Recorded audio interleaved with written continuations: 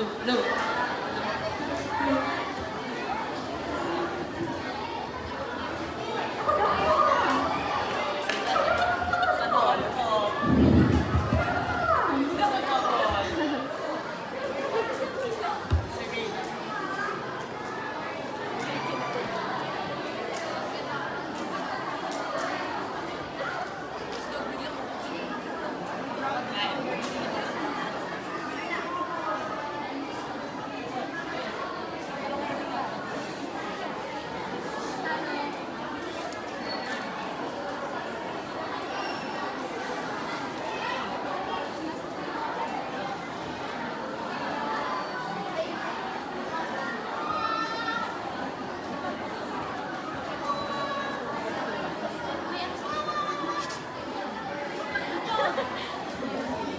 Muli, bigyan natin sila ng masigabong palakpakan.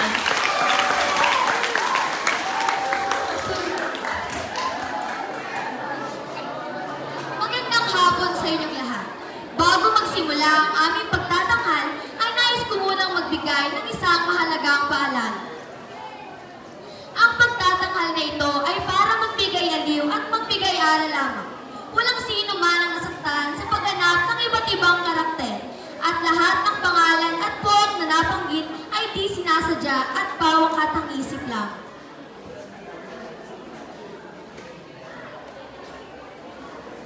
Ang kwentong walang Panginoon ni Deogracias Rosario ay umiikot sa pang-aapi ng isang mayaman at makapangyarihang si Don Chong sa mga taong walang laban, lalo na't sila ay tinuturing na nasa laylayan lamang. Ipinapakita rin sa kwentong ito ang diskriminasyon sa mga taong mahirap na nagpapatunay na mahirap maging isang mahirap at mahirap malabanin ang isang mayamang kayang gawin ng lahat dahil sa kanyang taglay na kayamanan. Sa isang maliit na kubo sa gilid ng sakahan ay nakatira si Marcos at ang kanyang ina na buong buhay nagsisilbi sa malawak na lupain ng makapangyarihang si Don Chong. Alas 8 na naman. Narinig ko muli ang paulit-ulit na batingon ng kampanang kay lungkot pakinggan. Ayaw ko.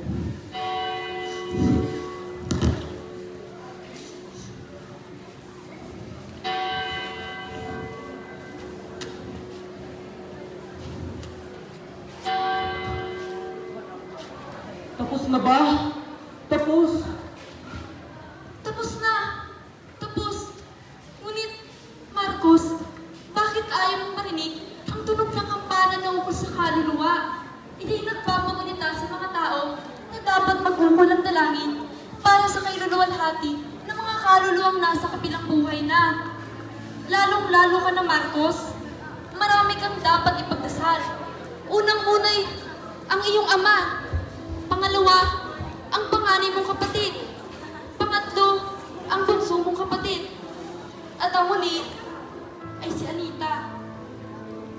Dahil din sa kanila, lalong-lalo na kay Anita, ayaw kong marinig ang malungkot na tunog ng batingaw, inang.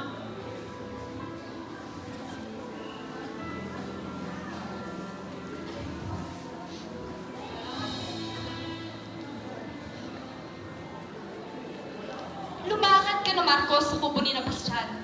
Tila may pelasyon sila upang kakailanganin ng mabuting mga awit at manunugtog ng gitara.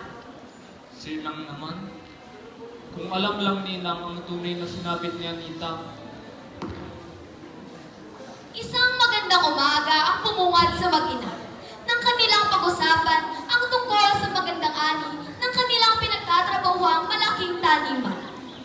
Nang isang sandali ay may dumating na utusan mula sa bahay pamahalaan na may dalang kasulatan mula sa hukuman na sila'y pinapalis sa lupang kanilang kinatatayuan.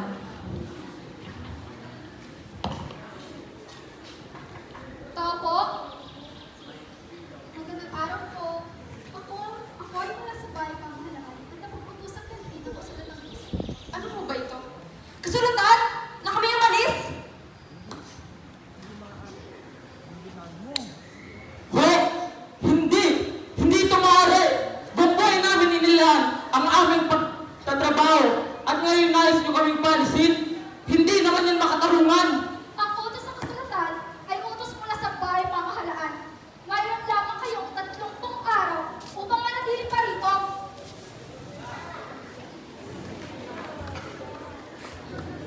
Marcos, hayaan na natin sila.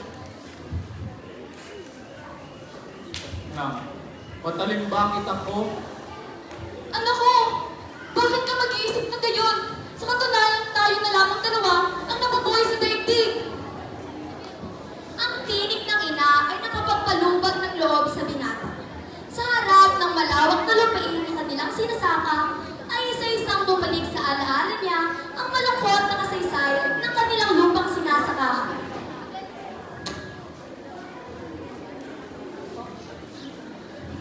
Sa katunayan, ang lupang kanilang pinagsasakahan ay nakalaan para sa kanila.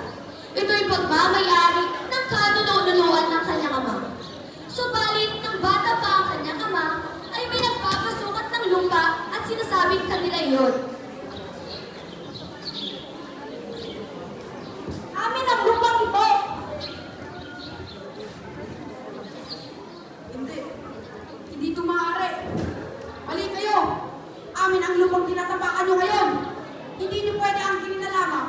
Ang lupang hindi naman para sa inyo. Kung gayon, paglabanan natin sa ukupan. Maghanda kayo dahil papatunayan namin na amin ang lupang ito. Paghahanap kami ng mga galing na mananangkol. Ano? Paano napunta tayo sa ganyan? Kung saan lang naman ang lahat, sa amin talaga ang lupang ito. Ito'y nagmula pa sa kanununuan ko. Noong si Marcos ay bata pa lamang, isang salapi lamang sa isang taon kada hektarya ang binabayad nila bilang upa. Subalit, habang tumatagal, ay hirap na silang bayaran ng buwis. Nabaon sila sa utang dahil sa kasunduang ipinapasok sa panapanahon. Namatay ang kanyang ama dahil sa sama ng loob kay Don Chong.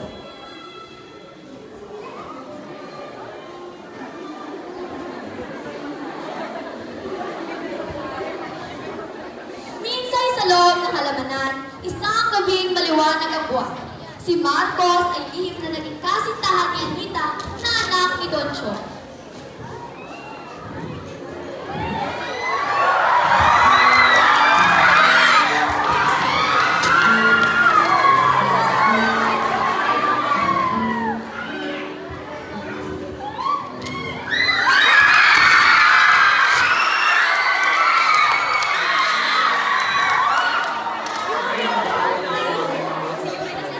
Samantalang ikaw, Anita, ay nakapag-aral sa Maynila sa mga pamangkin. Mahirap lamang akong gawain dito sa sapat. Ngunit ikaw ay may maraming ambisyon sa buhay. Nagiging para tayo. Amin ka. At lupa ko.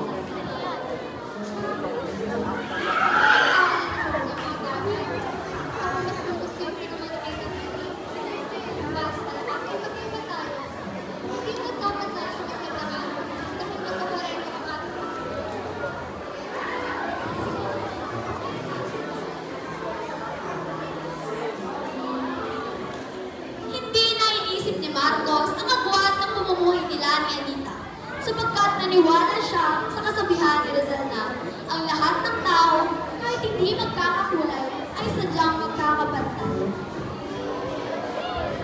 Naging silip nang marinig niyang muli ang malungkot na tulog ng kampanado.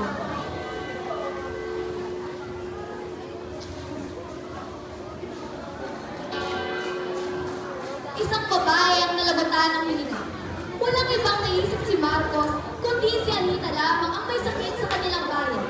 May nakapagsabi rin kay Marcos na sinaktan ni Don Chong ang anak na si Anita nang malaman na lihim itong nakikipagkita kay Marcos.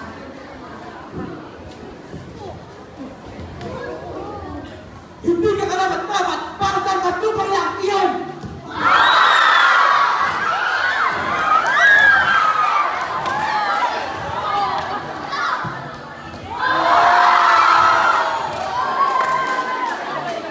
Alam mo na yung pagmahal mo!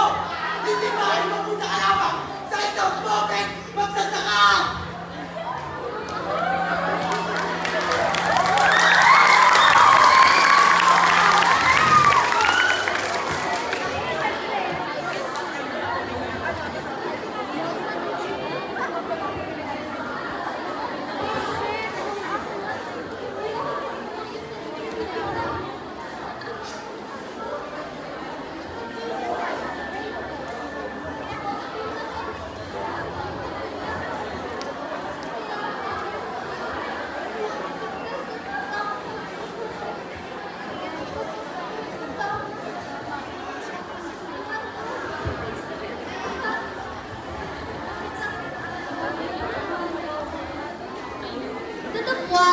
tanggapin niya ang kasulatan na pinaalis nila roon, nang dilim ang kanyang paningin na tila gusto niyang gawing batas ang sariling kamay. Noon pa iniisip na niya ang makiganti kay Don Chong, ngunit dahil sa kanyang ina, natuto siyang magtimpi ng kanyang damdamin. Huminahon ka, anak ko. Hindi natutulog ang paghala sa mga maliliit. Magtiis tayo. Magtiis? Mabayaan? Hanggang kailan na? Marcos, darating ng tamang panahon na hindi na natin kailanman gagawin ang pagtatiis. Maghintay lamang tayo. Paano dito'y paalisin tayo kung sarili natin dugot pawis ang ating pinilaan para lamang sa pagtatrabaho sa kanilang taniman na dapat ay sa atin? Pagdating ng panahon, sa oras ng Panginoon, ang atin ay atin, Marcos. Ito ang tandaan mo. Huwag mong gagawin batas sa iyong kamay para lamang makuha ang dapat para sa atin. Hindi kita pinarahin ng gayon, Marcos. Kilala kita. Alam kong matagal ka na nagtitimpi. Ngunit huwag, Marcos. Hindi ko. Magtitiis ako hanggang kaya ko. Ang pagtitiis ay hanggang ngayon lamang. Pagkakain ng umagahan, nilibang niya ang kanyang ina at agad na kinuha ang kanyang paboritong malagaw sa 5 hayop na kanyang alaga.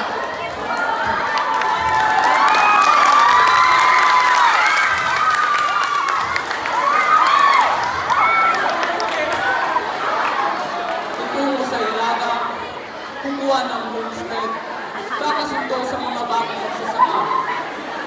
Kailangan ko ng Paris Dutchong. Dapat mayroon din akong payak na Paris Dutchong. Nagtataka ang ina sa kakayuhang gawin ng kanyang anak. Takip-silip kapag tulog na ang paligid, doon gagayak at lalabas ng bungin. Hanggang sa isang araw ay tawagan siya ng pansin ng matanda. Marcos, 2 linggo na lamang natitirang tanig sa atin. Hindi mo pa rin ginagawa ang pagtutos kay Don Chong. Kung may magiging sumli lamang tayo sa atin ngayon, Ina, huwag ka pong mag-alala. Naulog na ang dawin sa kanyang kapanahonan. puno ka ng talikhaga. Pati ako hindi mawari ko anong ibig sabihin nito. Darating din ang oras, Ina. Pansin ko lang ay bakit hindi mo inuwi ang kalabaw sa bakuran, Marcos. Walang kibo si Marcos. Ngunit ang muling pagtitimpi niya kay Don Chong ay natapos. Ayaw niyang gumamit ng tahas, kung kaya't naisip niyang gawin ang huling alas. Bago pa man nila isanin ng syudad, naalala niya ang kanyang ginawa sa makalipas na 2 linggo. Nagsuot ng Paris gaya ni Don Chong, maglibot sa buong lupain habang dala-dala ang kanyang mamahal na kalabaw.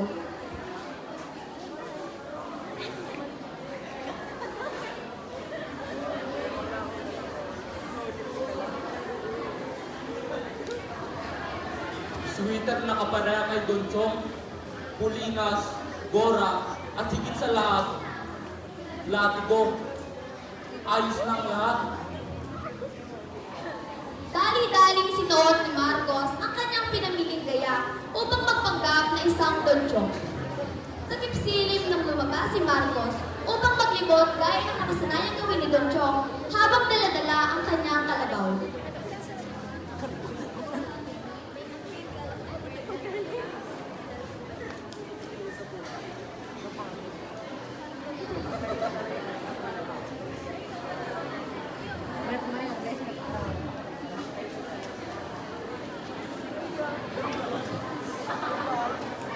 Bakit ka bumili? Pulinas, gora, sweater at latigo, anak ko.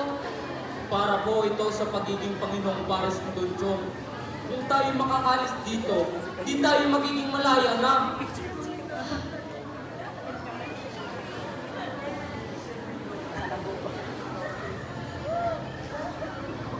Pasensya na, kalabaw ko.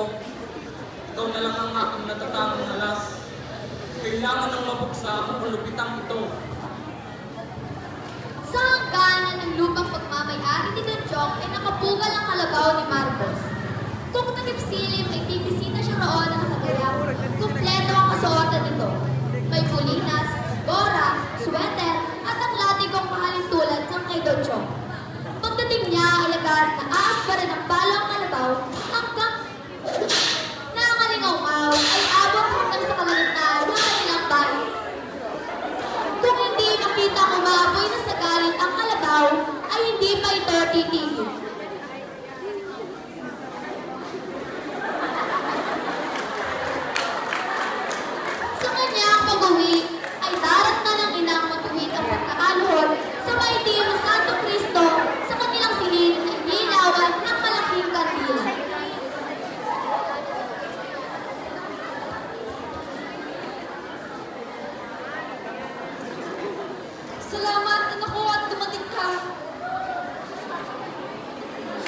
Si Don Chong ay may ugaling maglibot tuwing hapon sa kanyang malawak na lupain. Ang pinangangamba ng kanyang ina ay kung magkasalubong ang kanyang anak at ang kanilang Panginoon. Nalaman niya rin na parating may dalang revolver sa bewang ang mayamang asindero.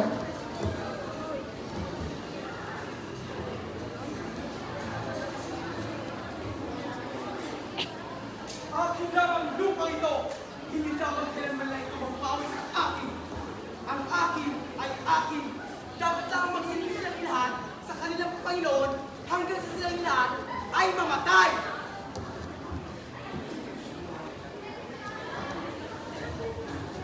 Tayo! Tumayo ka!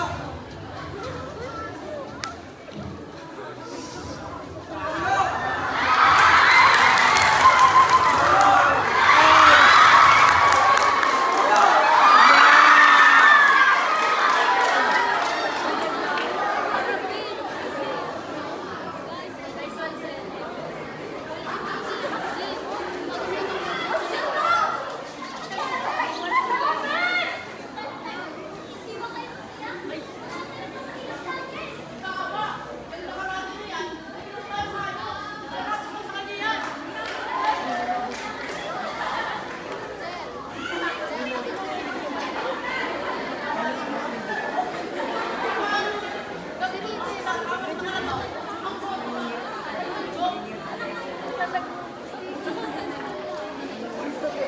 Sa bahay ay nakaupo si Marcos na nakatitig sa orasan. 3 minuto bago sumapit ang ikawalo, hindi kumikibo, hindi siya nababahala. Tumugtog ang animas. Hindi na gaya na dati na ayaw niyang marinig ang malungkot na tunog ng animas. Sa halip na ipagdasalang kaluluwa ng mga patay, naisip niya ang kanyang matapang na kalabaw. Mapalad ang hayop na walang Panginoon. Inihandog sa inyo ng lain at tinunin ang kuwentong walang Panginoon ni Gracias Nazario.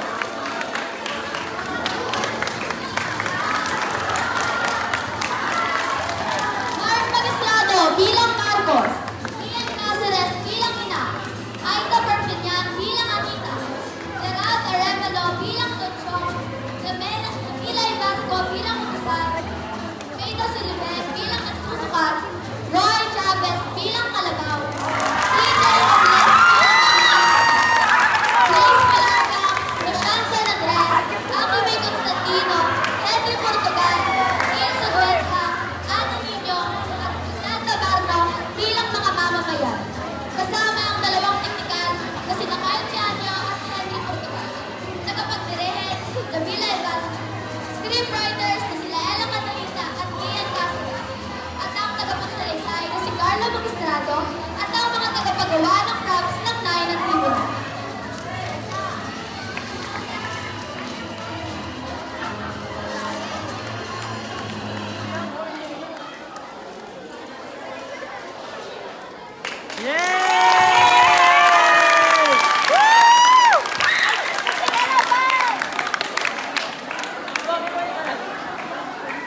Wala po muna kakalas. Magpipicture po muna daw kayo na in antimony. Picture